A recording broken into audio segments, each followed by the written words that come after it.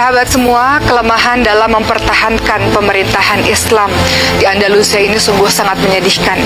Pada saat itu yang memerintah adalah Bani Ahmar yang menguasai wilayah terakhir, yakni Granada. Maka perjanjian pun dilakukan, sahabat sekalian, ditandatangani oleh Muslim dan juga pihak Kristen yang berisi siapapun Muslim yang masih tinggal di Andalusia, mereka akan dijamin keselamatannya, dan Muslim yang pergi keluar dari Andalusia pun akan dijamin keselamatannya. Namun sahabat yang dimuliakan oleh Allah Subhanahu wa taala, perjanjian itu tak betul-betul dilakukan. Yang terjadi adalah sebaliknya. Orang-orang Islam harus memeluk agama Kristen atau orang-orang Islam harus keluar dari Spanyol.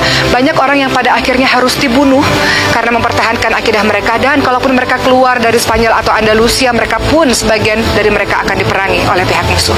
Sahabat yang dimuliakan oleh Allah Subhanahu wa taala, tidak hanya sampai di situ saja. Yang kemudian terjadi adalah perubuhan atau dihancurkan seluruh tempat-tempat umat Islam, benteng-benteng, kubu-kubu, istana-istana. Kalau kita lihat Madinah Az-Zahra misalnya, sahabat sekalian, Madinah Az-Zahra memang runtuh ketika terjadi perang saudara pada tahun 1010 Masehi. Namun sebetulnya yang membuat Madinah Az-Zahra jauh lebih teruk adalah ketika Andalusia jatuh ke tangan yang bukan Muslim.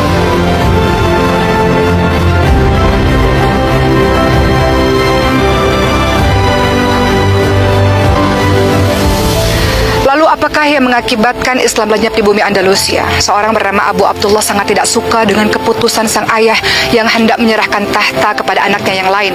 Maka Abu Abdullah pun kemudian memberontak. Ia melawan sang ayah sehingga berakhir dengan terbunuhnya ayah tersebut. Lalu kemudian apakah tahta itu diserahkan kepada Abu Abdullah? Tidak. Tahta itu pun kemudian beralih kepada Muhammad bin Sa'ad.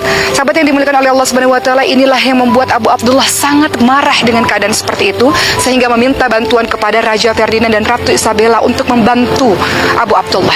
Setelah dibantu, alhamdulillah, setelah dibantu, Abu Abdullah pun mendapatkan apa yang dia inginkan. Namun tahta itu hanya sebentar saja dia dapatkan karena Ratu Isabella dan Raja Ferdinand menginginkan balasan dari Abu Abdullah. Apakah balasan yang diinginkan oleh kedua orang tersebut? Penyerahan Granada, wilayah terakhir umat Islam.